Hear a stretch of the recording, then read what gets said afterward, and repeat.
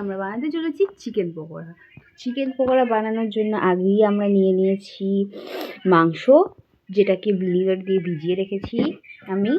তো এটাকে ভিনিগার দিয়ে ভিজিয়ে রেখেছিলাম, আর এখন এটাকে আমি ভালো করে মেখে নিচ্ছি। তো এটাকে ভালো করে মেখে নিই, তোমরা একটু দেখো। তা গাইস, আমি এখানে ডিম ফাটিয়ে নিয়েছি, ডিম দিয়ে ম্যারিনেট করবো। তো এগুলো হচ্ছে পেঁয়াজ, টমেটো আর ধনেপাতা। এবার ডিমের মধ্যে পেঁয়াজ, টমেটো আর ধনেপাতা আমি দিয়ে নিচ্ছি। এবার আমি দিতে চলেছি এর মধ্যে কাঁচা লঙ্কা, আদা রসুন বাটা। তো এবার আমি দিয়ে দিচ্ছি লঙ্কা গুঁড়ো, হলুদ গুঁড়ো, জিরে গুঁড়ো আর নুন আর হচ্ছে আজিনা মটর। তো দিয়ে দিই। তো এবার আমি এটাকে মিক্স করে নিচ্ছি, যাতে সবজিগুলোর মধ্যে ভালো করে লেগে যায়, মশলাগুলো লেগে যায়। তারপরে আমরা দিয়ে নেবো আমাদের চিকেনগুলো।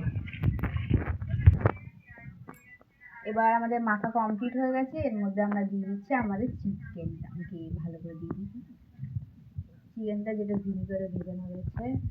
এটাকে আমরা ভালো করে মেখে নিচ্ছি। এবার আমরা দিচ্ছি এর মধ্যে অ্যারারুট দিয়ে এটাকে আমরা মিক্স করবো। তো অ্যারারুটটা ঢেলে দিই। অল্প অল্প করে অ্যারারুটটা দেবেন সবসময়, কারণ অ্যারারুটের একটা কোয়ান্টিটি বুঝে দিতে হয়, তো কিন্তু চিকেন পকোড়াগুলো একদমই ভালো হবে না। আর অ্যারারুট বেশি দিলে কিন্তু অ্যারারুটই পাবেন মুখে, চিকেন পাবেন না। তো তাই জন্য মেখে বুঝে দেবেন আপনাদের আন্দাজ মতো। আমরা আমাদের চিকেন অনুসারে 1 বাটি অ্যারারুট দিয়েছি। আমাদের চিকেন ভেজিটেবল সব মিলিয়ে 1 বাটি দিয়েছি অ্যারারুট। আপনাদের যদি চিকেনের কোয়ান্টিটি বেশি হয়ে থাকে, তো আপনারা অ্যারারুটটাও এর কোয়ান্টিটিও বাড়াতে পারেন। আর আপনাদের যদি মনে হয় আপনার এর মধ্যে সামান্য জল অ্যাড করবেন বা 2টো ডিম অ্যাড করবেন, তো আপনারা অ্যাড করতে পারেন। আমরা এখন পর্যন্ত এর মধ্যে জল অ্যাড করিনি, কারণ আমাদের জলের এখনো দরকার পড়েনি।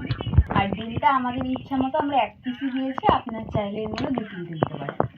তো আমাদের একটু অ্যারারুটের দরকার পড়েছে, কারণ আমাদের চিকেনের কোয়ান্টিটি একটু বেশি আছে। তো অ্যারারুট আমরা একটু ঢেলে নিচ্ছি, দিয়ে দিচ্ছি। তো গাইস দেখো, এটা আমি মেখে নিয়েছি, আর এটা একটু অনেক থকথকে হয়ে গেছে, পকোড়া ভাজার মতো থকথকে হয়ে গেছে।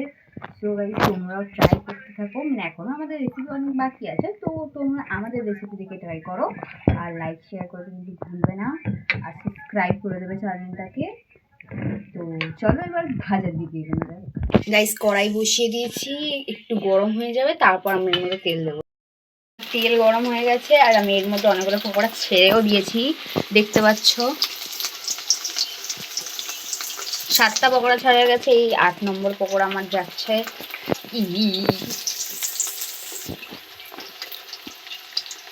সো গাইস, আমি এখানে ধনেপাতা চাটনিও বানিয়ে নিচ্ছি। তো এর মধ্যে আমি দিয়েছি ধনেপাতা, কাঁচা লঙ্কা, রসুন, চিনি, নুন আর লেবু।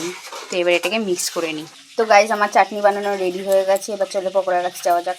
তো গাইস, আমার এখানে পকোড়া ভাজা হয়ে গেছে, আর অনেকগুলো তো ভাজা কমপ্লিটও হয়ে গেছে, আর এখানে আর কিছু ভাজা চলছে। আর এখানে চাও বসিয়ে দিয়েছে, আর ওদিকে দেখুন দেখেই আমি চাটনিও কমপ্লিট করে নিয়েছি। কিছুক্ষণ পর আবার দেখা হচ্ছে তোমাদের সাথে।